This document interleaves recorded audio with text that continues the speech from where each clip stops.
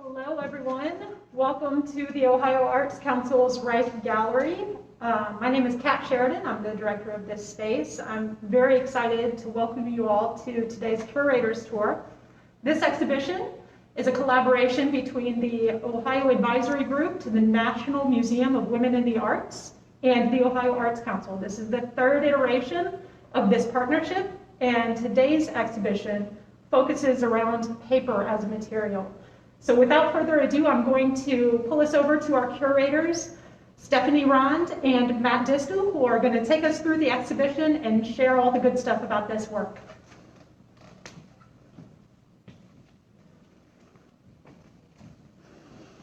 Hello. Really pleased to be here. My name is Matt Distel. I am one of the exhibition curators here, and I typically work with the Carnegie in Covington, Kentucky. I'm here today representing the Ohio Advisory Group. I'm going to start with talking maybe a little bit about the selection process that we went through as curators and how it kind of interfaced with what was happening here at the Rife. Myself and Emily Liebert, my colleague at the Cleveland Museum of Art, she and I embarked on a bit of a journey trying to identify 5 artists from the state of Ohio who were making work that dealt with paper. And what we really wanted to focus on was not just works on paper or works that use paper as a default medium, but as artists who are finding paper to be an important material component and then also add some sort of conceptual value to the body of work. So here I'm going to talk a little bit about Sarah Cabot. Sarah is artist based in Cleveland. This piece here are all pieces that she's cut from the covers or from pages of New York Times. This was done from April 2019. And what Sarah does by making these choices and cutting these images out and sort of making them stencils and silhouettes, and then recombining them into something that's a bit more abstract or a bit more sort of open to interpretation or creates new narratives, is she's also at the same time recombining things and talking about memory and collective memory in the way that a lot of times global, national, international events, for a lot of us, they live in things like the paper, or at least live in like the news media or news industry.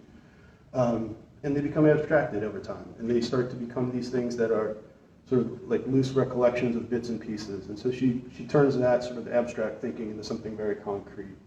And in a lot of her work, that's what she does. She takes an object that you may be familiar or known, and she'll turn it inside out, sort of recombine it and ask new questions about it. So she's doing the same thing here with a very complex industry like the news media. And she's doing something similar here with a larger piece, which she's taking pieces from headlines and recombining them again to make them something more abstract, and then making them even more concrete by turning them into something that's sculptural, not just paper. So this is actually also flipping the medium on its head as well. So that's Sarah Cabot. I'm going to hand off over here in a second. Hi everyone, thanks for being here. You probably can't tell, but I'm smiling underneath my mask at you. First, I wanted to thank the Ohio Arts Council for inviting me to be a guest curator, specifically Kat Sheridan, for thinking of me for this opportunity. I also wanted to shout out to Harriet Warm and Sarah Van Swadell from the NIMLA Ohio Advisory Group. Thank you for collaborating with us. And to my 8 artists that I've worked through this process with. So I wanted to go into a little bit of how we started the process. We started this process about a year ago, looking for artists. I spent a lot of time putting on my librarian hat and doing research, looking at articles, looking at websites, finding women who were really pushing what paper means. I was specifically thinking, why paper? So that was the first question that I asked each of my artists is, why are you working in paper? There were a lot of similarities, so the impermanence of paper, what you can make with paper, but also specifically its accessibility, which I think is really important to the conversation. Why women, why paper? I feel like women have been left out of history, specifically art history, but they've also been left out of using certain materials. So paper is a material that women can use as a verb. They can tear it, they can shape it, they can mold it to tell their own active narratives. So I really don't want to put words into the artist's mouth, so I'm just going to kind of talk about the relationship we've had over the last year.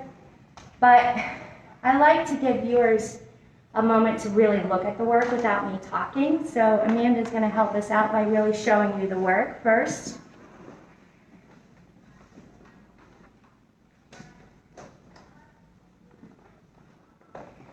So this artist is Charlotte McGraw, and I've been a fan of Charlotte's work for a very, very long time. She's using a combination of found images and painting techniques and drawing techniques. And her work has a real playfulness to it that really draws you in and makes you want to know more about the character. She really wants you to feel comfortable with it. But I also think there's an underlying commentary on things like incarceration and the spectacle of political power. So Charlotte is the self-acclaimed mayor of Charlottesville, and that's a place where misfits and aliens can go and feel very comfortable and feel very loved. And also, what I'm going to do is basically use myself as a commercial for the amazing virtual events that are coming up here at the Rife. So Charlotte McGraw is going to be putting on a workshop, a friends and family workshop, on Saturday, September 12th from 1 to 3. And you will get the opportunity to meet Charlotte and then make your own member for Charlottesville. This is all available on the website, but I thought I'd just give them an extra shout out. I think for Charlotte's workshop, you will want to look at the list early to make sure that you have the supplies to make your own character. Want to go into Sydney? Yeah, okay. So next we have the Cosmic Cave, which rather than myself going in, I'm going to allow Amanda to go in because I want you to experience the amazingness of this.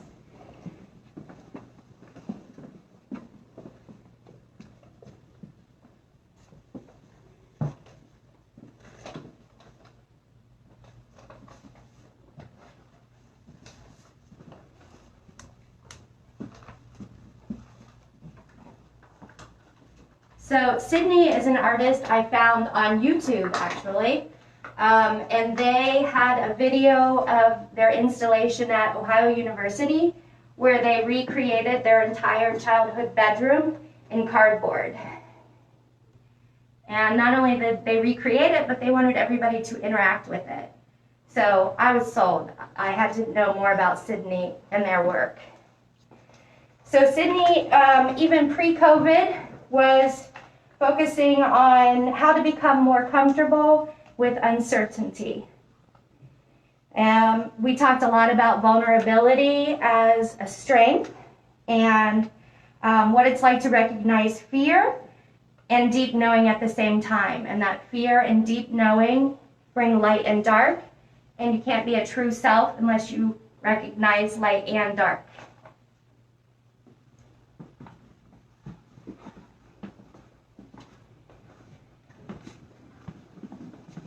We'll go to the side.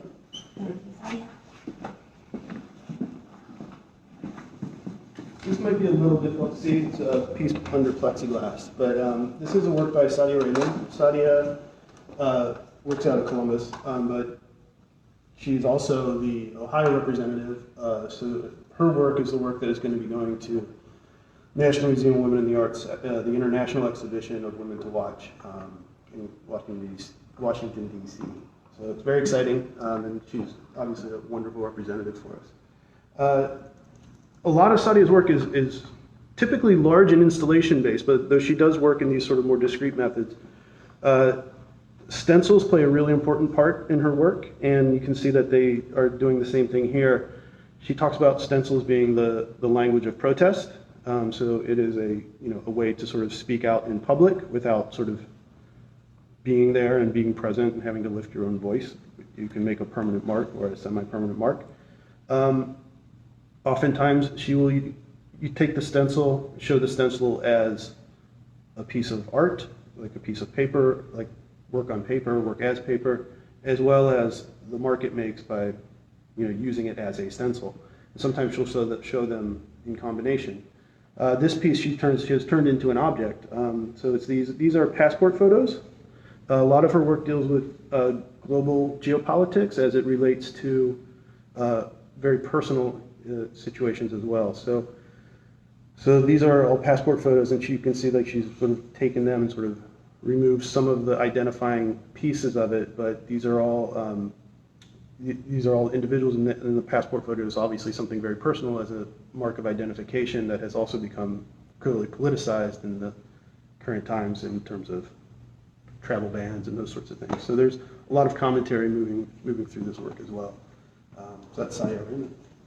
You want to move through here? Yeah.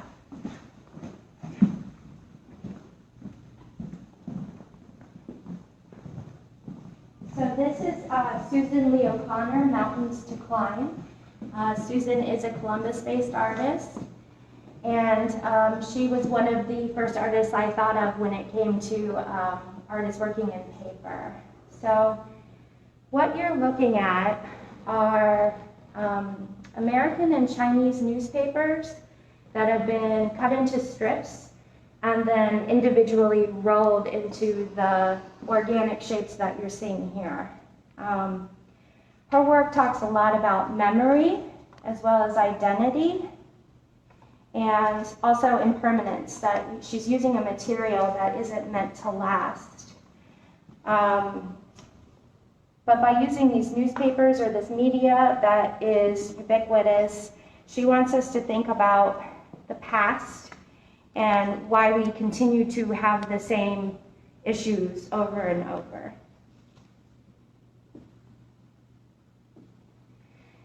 But don't take my word for it. Susan is going to be doing an artist demo. So she's going to actually talk about the real process of making these pieces and talk more about her work. And that is Thursday, August 27th, 6:30 to 8 p.m. So I will be there for that. Okay? And then next we have Carmen Romine. Carmen Romine is a Cleveland Heights-based artist. And I found Carmen's work by an article where she did an installation in an empty room. But what I love about Carmen's work is a lot of times as artists we're told to kind of make things one way and stay in one lane. And the thing I love about Carmen's work, and you're going to see in a minute, is that she's using her medium in very different ways with almost a different voice, but the same end goal. So what you're seeing here are thermal receipt paper. And thermal receipt paper is what is printed out on your credit when you get a credit card receipt. And so when you heat that, it changes colors. I imagine the pink is probably the end of the thermal paper. And yeah, and then you can also kind of see the numbers. But what I love about it is she's talking about consumerism and consumption, but returning it back to its natural state.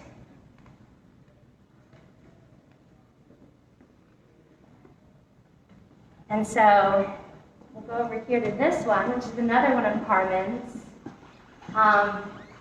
Little bit of a different way and method of making, but again, these are all receipts that were then made into this flowing, beautiful landscape, taking it back to its natural state. And then Carmen will also be doing an artist talk on August 17th from 6:30 to 7:30. And you're so much better prepared than me. Given all the artist talk stuff. All right. So one of the things that I think was really interesting about the way that the show was assembled is, Emily and I had a certain sort of mandate to identify artists to potentially represent Ohio in this larger exhibition. And then it's pretty fascinating the way that it also kind of comes together for this exhibition at the Reich. And what's really wonderful is that, you know, under the leadership of, you know, Harriet Warm and Sarah Vance, Ohio is really being a leader in this particular exhibition cycle where they are giving more artists a voice into this sort of more national conversation, national international conversation. But one of the things that happens is then I get to meet Stephanie and see how Stephanie is thinking about paper and artists and women and ideas and all of these things that are happening, and then it comes together into this exhibition.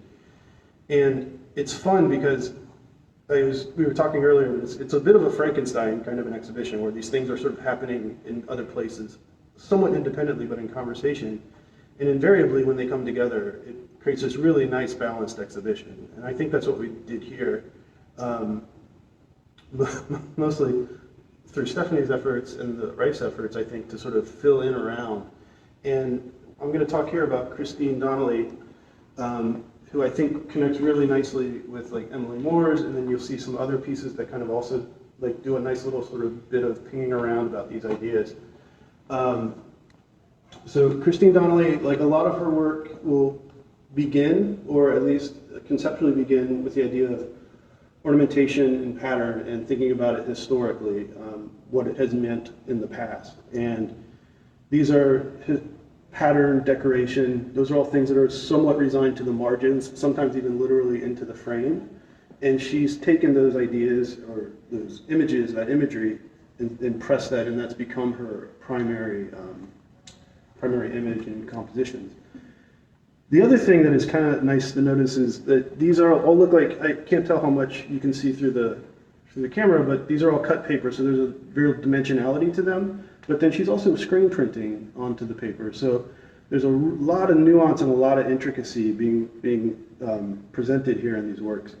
And she plays a lot with the positive and negative space, of course, so like cutting through to see things that are behind them. And in some cases, she'll cut through all the way to the wall. So you can see the wall, the support becomes also part of the composition. Some of the things that I think are really exciting about her work is how sort of fragile and delicate they appear at times when you're on top of them, but also how they feel like a mass. They feel like a strong body of work. And obviously there's metaphorical value in that sort of slow cellular buildup or organic buildup of fragile things that become stronger as a whole. This piece in particular is maybe somewhat of a newer direction for her, which is the more sort of loose sort of color and hand-painted objects or parts of the object, which is exciting to see. A lot of Christine's work also is large and sprawling and installation-based. These are much more contained, so she's sort of also showing off a little bit of some other skills here too. And they've become almost pictographic or pictorial, I would say, in some ways. And I think in connection to Emily Moore's work, which we can move to next maybe, is also fascinating. It looks like one of these exploded into the gallery. Sure. So this over here is Emily Moore's, and she is a Cincinnati-based artist. And I want to give Amanda some real time to get in here so that you can see the beauty of this extremely large installation.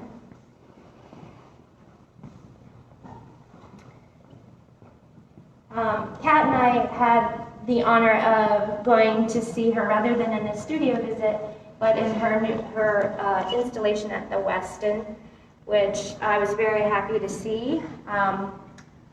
I think some of the really important things with Emily's work is that it is about playing, and that she really pays homage to the memory of what paper can do, but also transforms it as well. So when I look at Emily's work, I feel like I really want to insert my body into it, because that's important to her is the physicality that you have with her work. And I see it as almost one large story, but it's it's almost as if she's inviting my story into the piece. It's almost like she's hugging me and saying, come in and tell me your story, and your story is a great story. So, Here? yeah, let's go this way. So let's start over here. This one's kind of on two walls, so I'd like you to see all of it. So we'll start here. This is Natalie Lanise from Toledo, Ohio. I should say based in Toledo, Ohio. So we'll kind of see her large scale as well as some of her smaller work. But let's go over to the other side so we can see that too.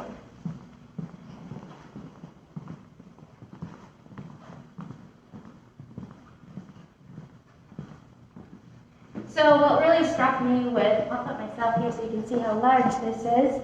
What really struck me about Natalie's work was her very bold colors, as well as the geometric architectural shapes of her work. Obviously, scale and intimacy with her viewer is very important, but I also love how she's taken these human limbs and kind of shaped them into her work. I feel like the limbs have their own kind of story that they're trying to tell us as well about the architecture within the pieces. Should we announce to Alice or back here to? It's let's go to Katie. Let's go, Katie, because I think there's also a really nice that holding piece that works with both Katie's work and Natalie's. Yes, absolutely. So the hands. So this is Katie B. Funk. She is a Columbus-based artist.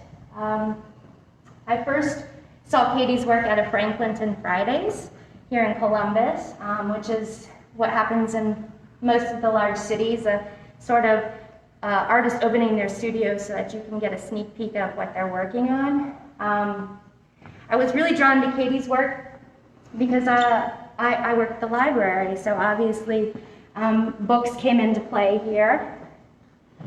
And Katie decided to do a self-made residency, so she was house sitting for a professor and decided to start taking her pictures of her hands with the collection of the art of the professor. And I thought that was really interesting because, artists a lot of times when opportunities aren't given to them, they just make them themselves. So I thought that was pretty brilliant. I will say Katie was probably most affected by COVID in terms of her artwork.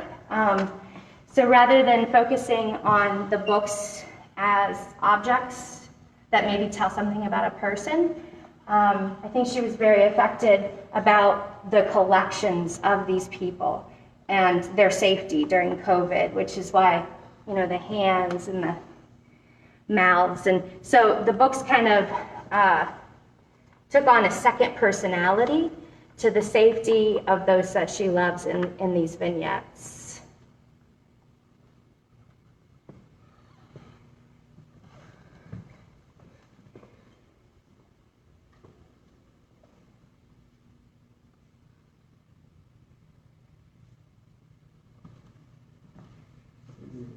I wanted to say too, I think that this was another case of an idea that Stephanie introduced into the show that was kind of missing from our original selections, which was the idea of the book. That was something that obviously is a really important component to paper and our relationship to paper. And so it was really nice to come and see this installation here that sort of made that reference very clear. This is Alice Pixley-Young. Alice is a Cincinnati-based artist. We have a couple of pieces here. We'll start here. This is it's from a body of work that Alice goes back to occasionally, which is hand-cut roofing paper, and they are often depicting scenes of destruction from forest fires. So this is called Broken Utility, and this is, I believe, a scene from Yellowstone. In which you can sort of see, so paper becomes this piece that is, sort of physically resembles destruction from a fire, but also, you get the lines and the shadow work is also very important. And a lot of her other work, or they also become large-scale installation pieces. This one is, again, a bit more discrete and more of a singular object, but that sort of, the idea of the shadows being important also plays into the ideas of, ephemerality, temporality, the fleeting nature and the changing nature of our landscapes and how those things are sort of being impacted by decisions we're making as society. This piece here, you may ask, where's the paper? So this is from a stencil, but what she's pushing through the stencil is ash from burnt paper, augmented with some charcoal, but the primary image is from ash and burnt paper.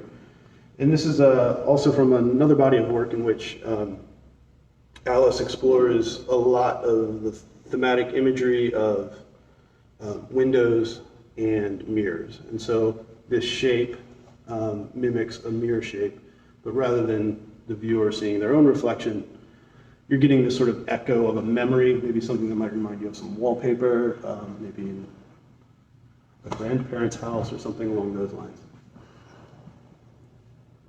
Oh, Alice Pixley-Young has an artist talk Thursday, September 3rd. That's from 6:30 to 7:30. So she speaks a lot better about her work than I do. So you should listen to that. Thank you. I'm back over here because I would totally be remiss to not do my commercial for Natalie.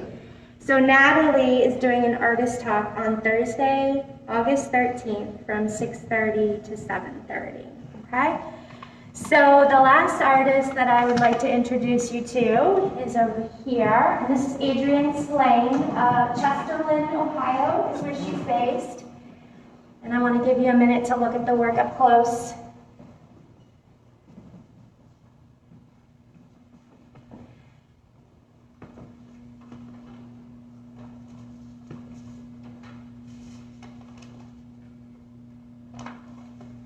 So Adrienne, I have to admit I have a little bit of an artist crush on Adrienne, mostly because when you step into her studio, and a lot of artists and art appreciators will know this, when you step into an artist studio and you feel like you're stepping into their work, that's what Adrienne's studio looks like.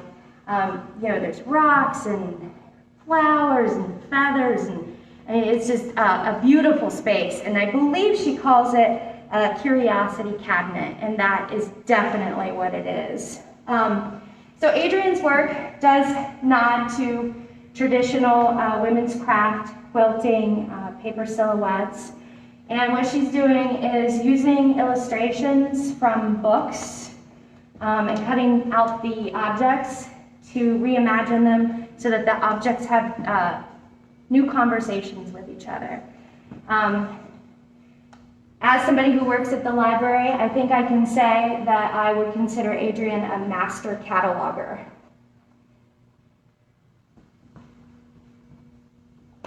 This is the final artist we're going to talk about directly. Wait, you got one more. There's more. There's a commercial. Adrienne is giving an artist talk on Thursday, October 1st from 6:30 to 7:30. Let's hope she's doing that from her studio. Oh, cool. Really great. So last artist here is Brianne Trammell.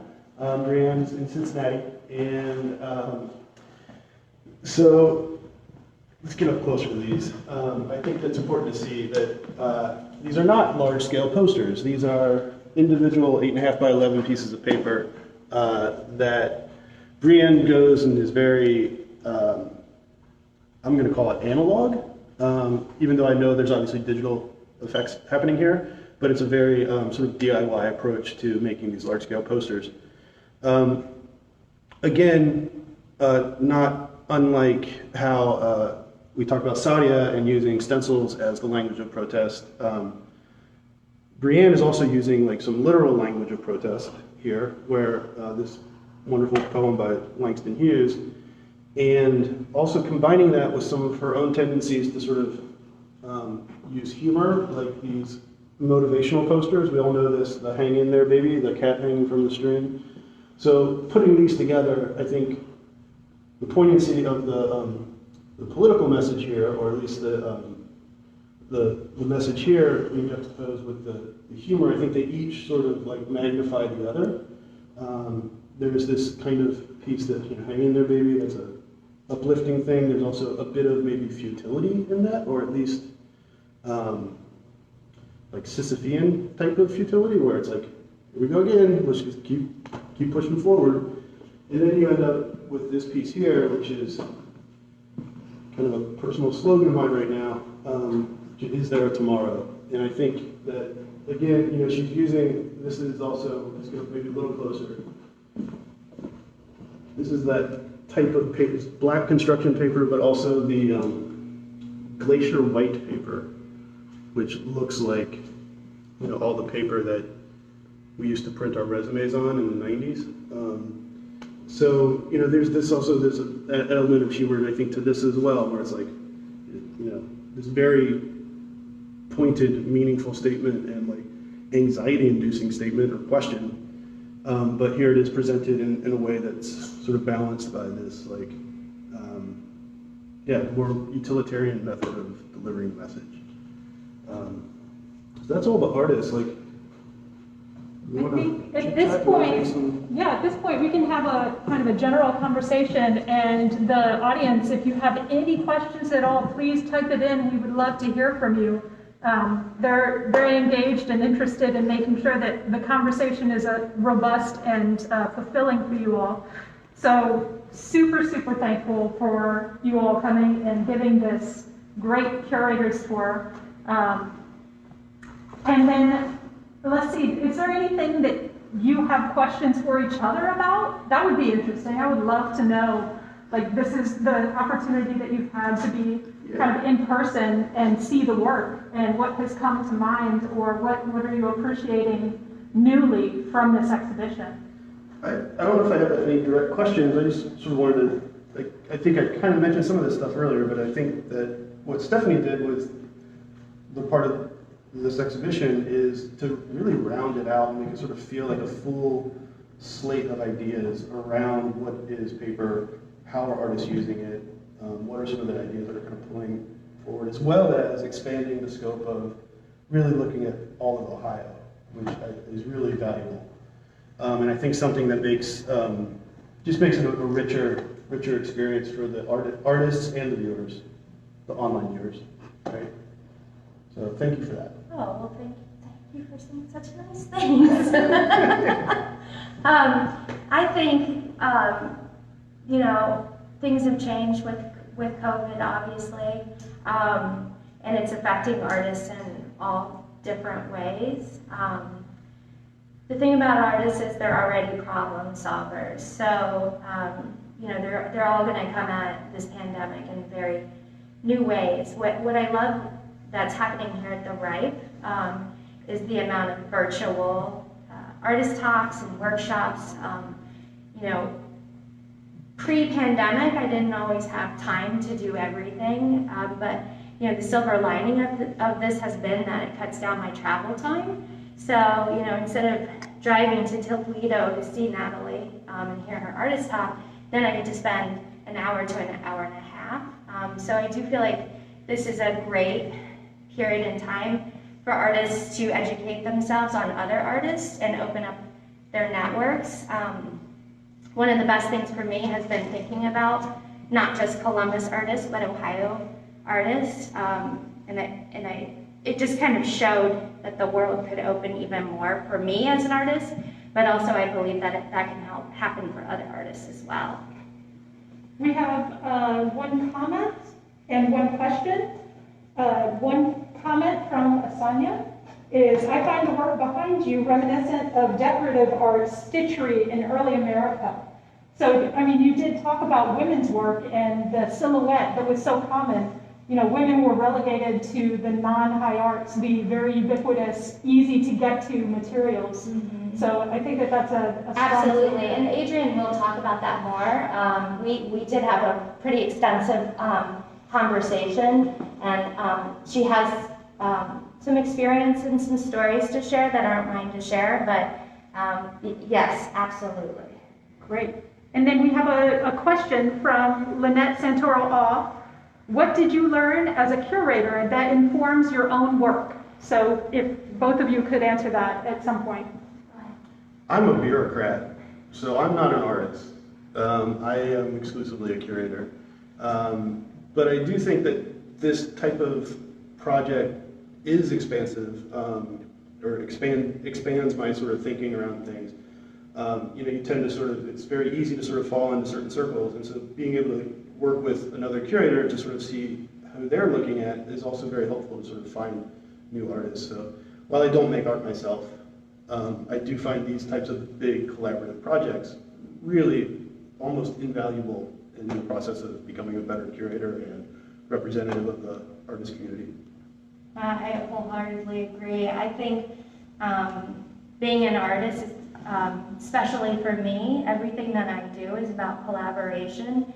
So even in my own work, it's a collaboration with the model, it's a collaboration with the street, it's a, everything is a collaboration to me.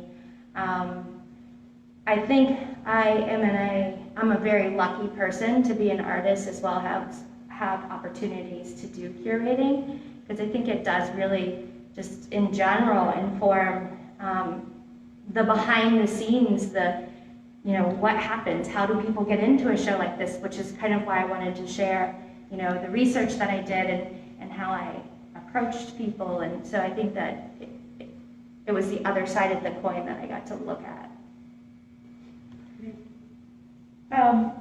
I will say that the nature of being an arts administrator behind a show like this, there's a wealth of knowledge that you gain by the connection to not only the other organization, but the connection to the curators and hearing how they construct their ideas and formulate their choices.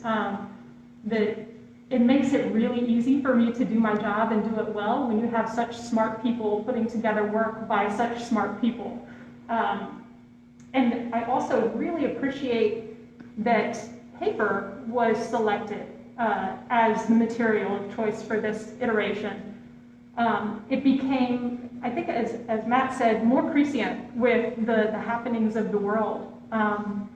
Thinking about really modest beginnings and how transformation takes shape. Paper is exactly that. It's not often seen as a viable high art material in and of itself, but by the hand of the artist, it's elevated. It's the alchemical transformation. And I think that our curators did a phenomenal job of selecting artists that truly do change, shape, and reflect their not only talents, but the times, the various viewpoints are really kind of bring together a voice of the world and what we're experiencing. It's been pretty amazing to get to learn it together with these folks. So I'm super thankful for that. Do we have any additional questions from the audience? This is my natural hair color. Yes. Mine too. Yeah. So without further ado, I think that I will thank our viewers, one, for tuning in. This will be posted up with transcripts and or closed captions, and that'll happen in about a week, 2 weeks. So those that didn't make it to this first round live viewing, we will have it for you. We have all of our artist talks and curators tours available online. We do our very best to make it accessible to everyone that is able to access in a meaningful way. We want to make sure that you have access. Although we're not able to see you in person, we want to make sure that you can see this amazing artwork. On our website, rifegallery.org, you can see all of our events. We have a lovely scope of artist talks and friends and family, a writing workshop, and artist demos. So be sure to tune into those. Thank you to the Ohio Legislature that allows this exhibition space to exist to support Ohio artists. We think it's extraordinarily important to show the scale and scope of professional artists within the state, and I think this exhibition does a phenomenal job of that. So thank you very much from the Ohio Arts Council. This is Paper Routes.